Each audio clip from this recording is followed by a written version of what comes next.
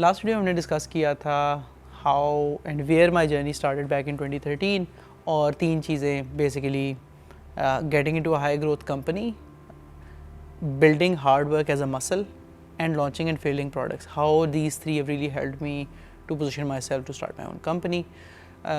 One thing that I forgot in the last video was कि अगर आपने ज़िंदगी में कुछ भी करना है ना एक्स्ट्राऑर्डिनरी, तो आपको हमेशा हार्ड वर्क को एज अ मसल डेवलप करना एब्सोल्युटली नॉन नेगोशिएबल है.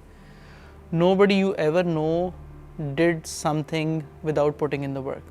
इवन जो आपको लोग ऐसे भी लगते हैं ना कि for example I don't know Kendall Jenner है जी, वो यंगेस्ट बिलियनियर बन गई है.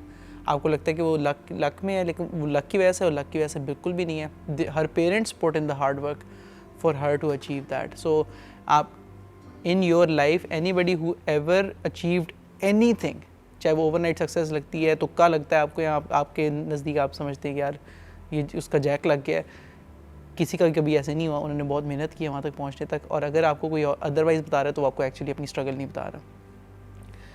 So that is very important. और हाँ, कुछ भी आपने करना है ज़िंदगी में तो हार्डवर्क से कोई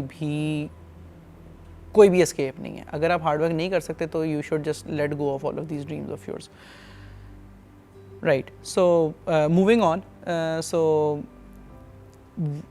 So as I progressed in my career, I started out as an iOS engineer right from the start, right from the get-go. उसके बाद I very quickly found out कि यार अगर मुझे अपनी कंपनी स्टार्ट करनी है किसी पॉइंट पे, तो मैं सिर्फ एज एन iOS इंजीनियर नहीं रह सकता, क्योंकि मेरे कस्टमर्स को तो एंड टू एंड सोल्यूशन चाहिए होगा.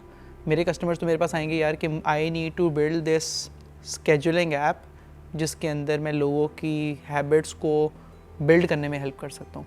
सो मैं तो सिर्फ iOS ऐप का सोल्यूशन दे सकता हूँ. ना मुझे बैकएंड की नॉलेज है, ना मुझे एंड्रॉयड की नॉलेज है, ना मुझे आई don't no scaling that product की नॉलेज है, ना मुझे प्रोडक्ट इटसेल्फ प्रोडक्ट ओनर होने की नॉलेज है. So in the first year of my career I realized कि जब तक ये सारा मैं नहीं करूँगा तब तक मैं किसी को भी end to end solution deliver नहीं कर सकता. So if you ever plan to start your own company, या आपका इस तरह का ग्रैंडियस विजन है, तो ये बड़ा इम्पॉर्टेंट है कि you are a full service software development company right from start to end. You can let go of कि यार डिज़ाइन आप किसी को आउटसोर्स कर सकते हैं, लेकिन आप इस तरह कभी भी नहीं कर सकते कि मुझे ये बिल्कुल एक निश का काम आता है. फॉर एग्जांपल मुझे रिएक्ट सिर्फ आती है और मैं एक सॉफ्टवेयर कंपनी स्टार्ट कर सकता हूँ, या मैं एंड टू एंड काम डिलीवर कर सकता हूँ, क्योंकि आप हमेशा दूसरे लोगों पर डिपेंडेंट होंगे. When you start, you need to be individually capable, यानी कि आप अकेले केपेबल हों किसी चीज़ को एंड टू एंड ले जाने में. इसी तरह इसमें ये होगा कि इवन दो आप वो काम कर रहे हैं या नहीं कर रहे, आप दूसरे लोगों को एटलीस्ट अकाउंटेबल कर सकेंगे उस काम के लिए. लेट्स से अगर आप iOS इंजीनियर ही हैं only and you start a software company, और किसी ने आपको कहा है कि मुझे एंड टू एंड एक सोल्यूशन चाहिए, सो जब बैक एंड टीम का कोई बंदा आई डोंट नो गलत आवर्स लगा देगा या गलत एस्टिमेशन दे देगा, how will you hold them accountable to that. वो एब्सोल्युटली आपके लिए अनक्लियर होगा. आप उससे निगोशिएट नहीं कर सकेंगे, आप उसको, और ना ही वो आपको इनफ रिस्पेक्ट देगा to negotiate that thing back with you. So being individually capable, being an individual full service solution is super important अगर आपने ये चीज़ करनी है. तो चाहे वो फिर वर्डप्रेस की एक वेबसाइट के केस में है, या शॉपिफाई के एक स्टोर के केस में है, या वो Python based full stack application के केस में है, या वो mean stack based end to end solution के केस में है. सो ये बहुत इंपॉर्टेंट है कि you can deliver a service from start to end to a customer. इसमें और ये बहुत ज़बरदस्त हो जाएगा कि अगर आपके अंदर प्रोडक्ट सेंस भी हो, लेकिन आई थिंक वो that can come later at some point, लेकिन या doing this is very important. So in my career, so then I switched from an iOS engineer to a backend engineer right after a year. So I negotiated this with my employer and I told them कि यार मुझे अपनी domain switch करनी है. Of course जिस भी employer के पास आप काम कर रहे होंगे उनके लिए it will never make economic sense कि वो एक साल या 2 साल के एक्सपीरियंस बंदा जो एक टेक्नोलॉजी के अंदर है वो उसको स्विच करके एक नई टेक्नोलॉजी में लेके चले जाएँ. तो हमेशा you have to come up with something before you can negotiate that. So the way I did it was I worked for a couple of months on my own to improve my skills in that sense, and I told them कि यार ये this is what I have built and these are my expertise, so अब आप मुझे switch कर देंगे इसमें तो I will be able to pick things up. अगर आप अपने एम्प्लॉयर के पास इस तरह जाएंगे कि जी मैं iOS इंजीनियर हूँ, मेरी डोमेन स्विच कर दें, मुझे कुछ भी नहीं आता उस डोमेन का, तो you will never be able to negotiate that. So आपने पहले खुद एफर्ट पुट इन की होगी, तभी it will have some weight, so to से।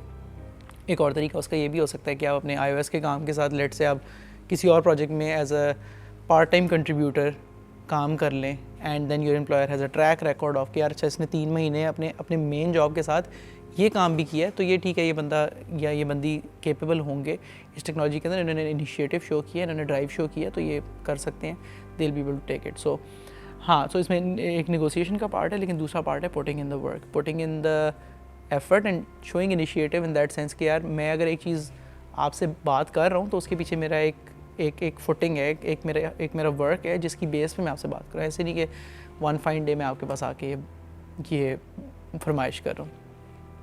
तो दैट वाज रियली इम्पॉर्टेंट, और ये करना बड़ा ज़रूरी है। तो और आप निगोशिएट कर सकते हैं, ये बिल्कुल ऐसे नहीं है कि ये पॉसिबल नहीं है। The next thing on my list is making like minded friends, and ये भी बहुत ही इम्पॉर्टेंट चीज़ है। वो कहते हैं कि you are the average of the 5 people you spend the most time with.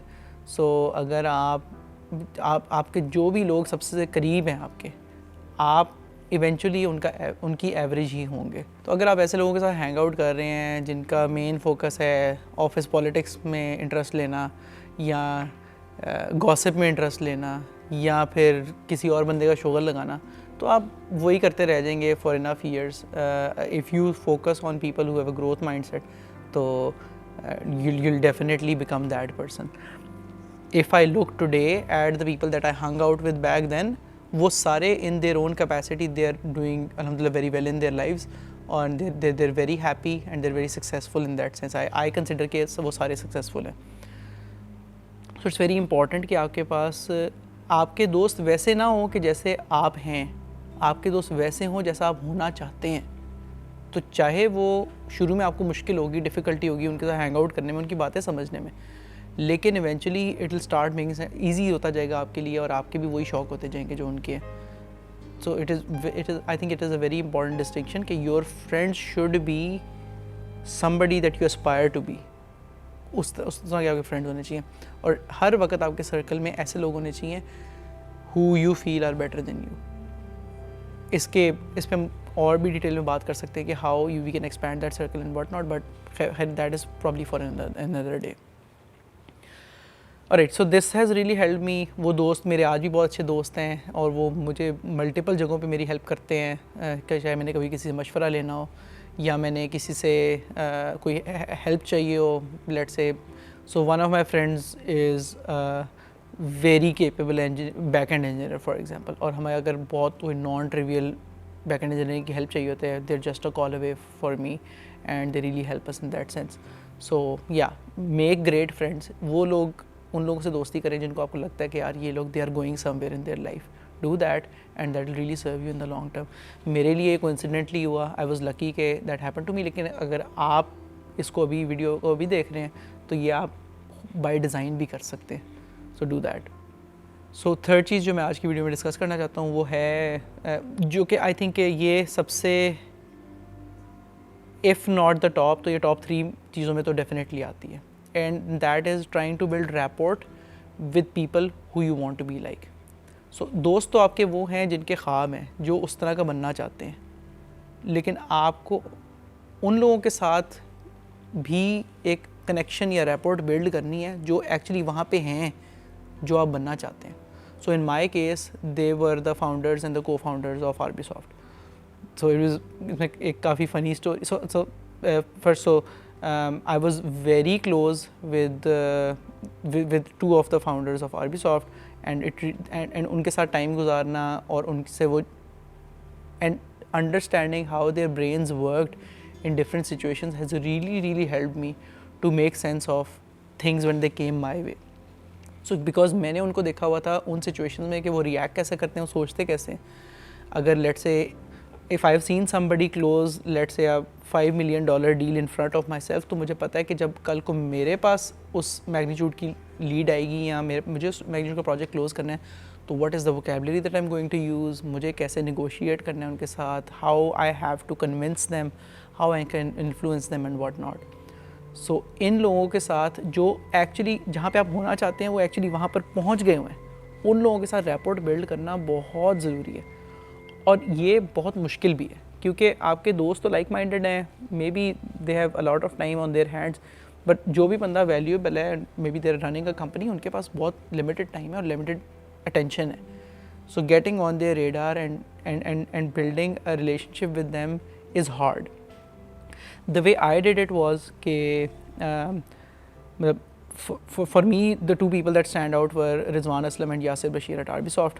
So with Rizwan Aslam I think our energies matched a lot. मेरी उनके साथ बहुत ज़बरदस्त chemistry थी back in the day, and I saw कि I could see कि he was kind of 15, he's roughly 10 to 15 years elder than me, but the age that he was at that time, when I saw his energy, I was really inspired by his level of energy and his level of competence in that sense.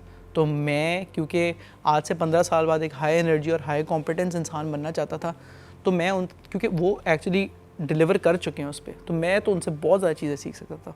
तो मैं क्योंकि उनसे relate कर सकता था इस चीज़ में, तो आई वॉज़ लकी कि we are very good friends even today. And even if I need any help today, मुझे कोई मशवरा चाहिए, मुझे कोई मुझे जनरली कोई हेल्प चाहिए, he is literally a phone call away for me, and that is really helped me. So once we got to know each other and everything, तो दैट मतलब मैं I can not state the value that relationship has added in my life to position myself in this sense. और also ये लोग जब आप future में कुछ कर भी लेंगे, तो ये लोग ऑफ कोर्स जहाँ पे आप आज हैं, आप इनके जैसा होना चाहते हैं, जब आप वहाँ तक पहुँचेंगे तो ये लोग उससे भी आगे पहुँच गए होंगे.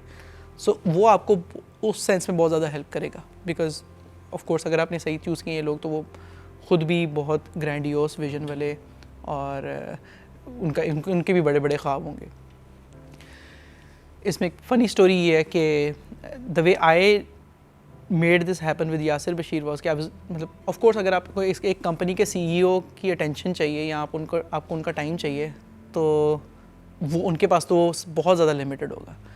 The way I did it back in the days was कि आई आस्क्ड यासिर भाई के if I could meet him for 15 minutes on every Friday, and I would come prepared with a list of questions that I have, and whenever I meet him I made sure कि it never exceeded those 15 minutes. मैं literally 15 minutes का slot book किया था उनके साथ, and उस 15 minute में मेरे पास एक एजेंडा होता था पूरा, मतलब मेरे पास एक लिस्ट ऑफ क्वेश्चंस होती थी that I would pick his brain on and get his answers to, and I always made sure कि मैं उनके 15 मिनट से ज़्यादा का टाइम ना लूँ, because if you do that you're going to annoy them at some stage. So you have to be very very careful about this कि any person of that stature अगर आप उनके साथ उनकी टेंशन लेना चाहते हैं, तो it doesn't need to be a waste of their time. तो उनके लिए वो चीज़ एटलीस्ट इतनी वर्थ इट होनी चाहिए कि वो उनका टाइम ज़ाया ना हो उसके अंदर. That is how I negotiated with him. I did that for I think a year or so with him, and in those 30 to 40 sessions, the wisdom that I got from him and everything, that really helped my upside.